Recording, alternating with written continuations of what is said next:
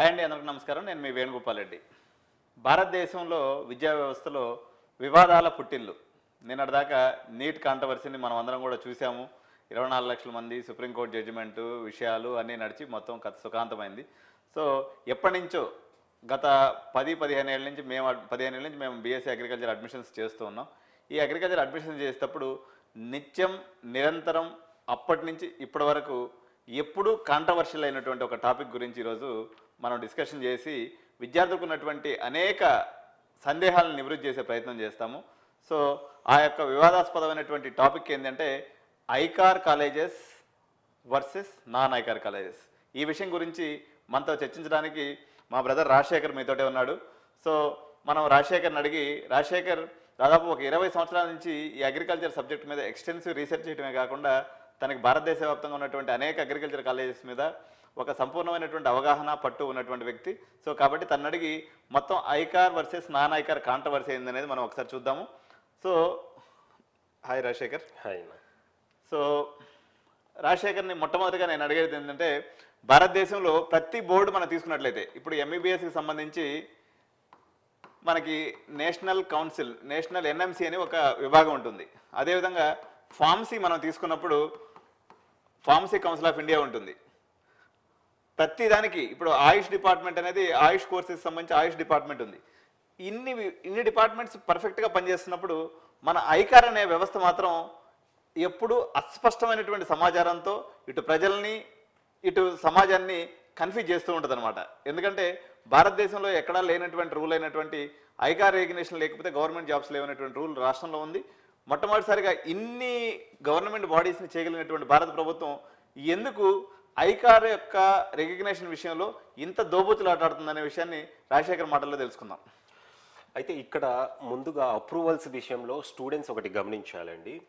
జనరల్గా ఇప్పుడు మీరు ఏ విధంగా అయితే చెప్పారో మెడిసిన్ ఉంది, ఎంబీబీఎస్, అలాగే వెటర్నరీ తీసుకున్నా, ఫార్మసీ కోర్స్ తీసుకున్నా,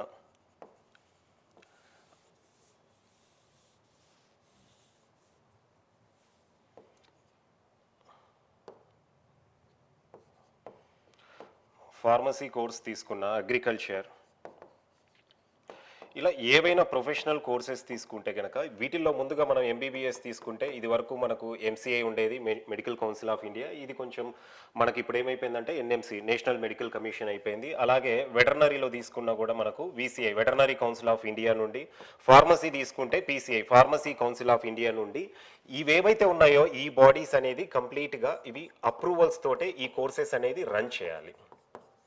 రెండవది ఇక్కడ బీఎస్సీ అగ్రికల్చర్ విషయానికి వస్తే ఇక్కడ అప్రూవల్ కాదండి కావాల్సింది, ఇది ఐసీఆర్ అక్రెడిటేషన్ అంటాము. సో ఐసీఆర్ ఏదైతే ఉందో ఇది ఒక అక్రెడిటేషన్ బాడీ.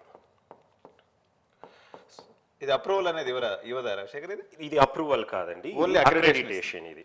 సో ఇక్కడ అప్రూవల్ కు అక్రెడిటేషన్ అనేది చాలా డిఫరెన్స్ ఉంటుంది. ఈ డిఫరెన్స్ తెలుసుకుంటే గనక మనకు ఎందుకు ఇండియాలో బీఎస్సీ అగ్రికల్చర్ కోర్స్కు ఐసీఆర్ అక్రెడిటేషన్ ఉన్న కాలేజెస్, యూనివర్సిటీస్ ఉన్నాయి, ఐసీఆర్ అప్రూవల్ లేకుండా కూడా చాలా కాలేజెస్ ఎందుకు రన్ అవుతున్నాయి అనేది మనకి ఇక్కడ క్లారిటీగా అర్థమవుతుంది.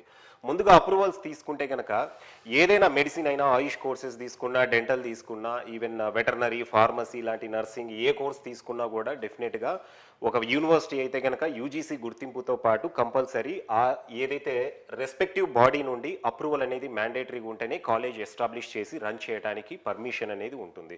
వితౌట్ అప్రూవల్ ఈ కోర్సెస్ ఏవి కూడా రన్ అవ్వవు. అంటే ఇది మ్యాండేటరీ అప్రూవల్స్ అనేది. వేరేజ్ అక్రెడిటేషన్ వచ్చేసరికి ఇక్కడ మనకి ఏమవుతుందంటే బీఎస్సీ అగ్రికల్చర్కు ఐసీఆర్ అక్రెడిటేషన్ ఏదైతే ఉందో ఒక అక్రెడిటేషన్ బాడీ మాత్రమే. అంటే అక్రెడిటేషన్ అనేది మ్యాండేటరీ ఏం కాదు. అప్రూవల్ అనేది మ్యాండేటరీ కానీ అక్రెడిటేషన్ అనేది మ్యాండేటరీ కాదు. మనం ఈవెన్ ఇంజనీరింగ్ లాంటి కోర్సెస్కి తీసుకుంటే కనుక మనకు నాక్ అక్రెడిటేషన్, ఎన్బీఏ అక్రెడిటేషన్స్ ఇవన్నీ వింటూ ఉంటాం. నాక్, ఎన్బీఏ అక్రెడిటేషన్స్ లేకుండా కూడా బీటెక్ లాంటి ప్రోగ్రామ్స్ అనేది రన్ చేయడానికి ఛాన్స్ అయితే ఉంటుంది. సో ఇక్కడ కూడా అగ్రికల్చర్ కోర్స్ రన్ చేయడానికి ఐసీఆర్ అనేది ఒక అక్రెడిటేషన్ బాడీ మాత్రమే కాబట్టి కోర్స్ అనేది బీఎస్సీ అగ్రికల్చర్. ఈ అక్రెడిటేషన్ లేకుండా కూడా మనకి ఇండియాలో చాలా యూనివర్సిటీస్ అనేది ఉన్నాయి. ఈవెన్ మన తెలుగు రాష్ట్రాల్లో కూడా ఎన్నో యూనివర్సిటీస్ అనేది రన్ అవుతున్నాయి.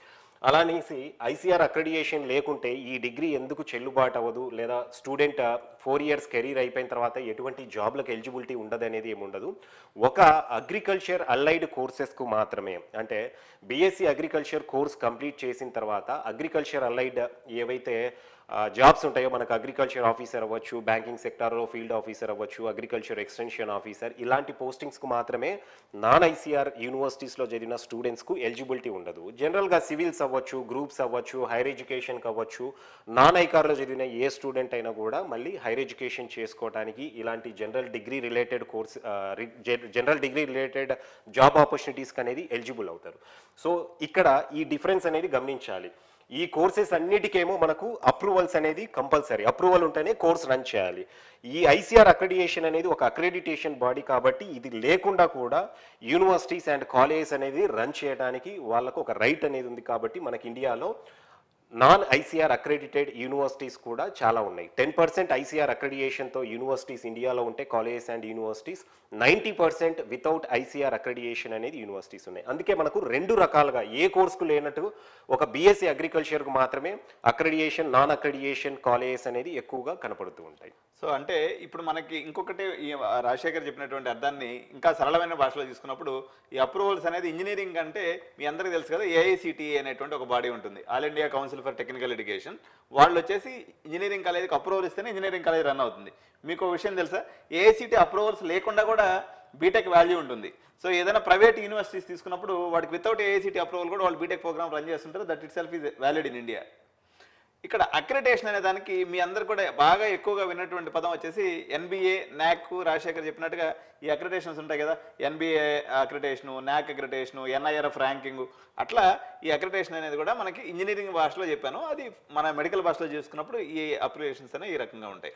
ఇంకోటి కూడా ఇక్కడ అప్రూవల్స్, అక్రెడిటేషన్కు అప్రూవల్స్ వచ్చేసి కొన్ని కాలేజెస్కు, యూనివర్సిటీస్కు 1 ఇయర్కో లేదంటే 5 ఇయర్స్కి అవ్వచ్చు, లేదంటే పర్మనెంట్ అప్రూవల్స్ కూడా ఉంటాయి. అంటే వన్స్ ఒకసారి అప్రూవల్ వచ్చిన తర్వాత పర్మనెంట్ అప్రూవల్తో కాలేజెస్ రన్ అయ్యేవి కూడా మనం చాలా చూస్తూనే ఉంటాం.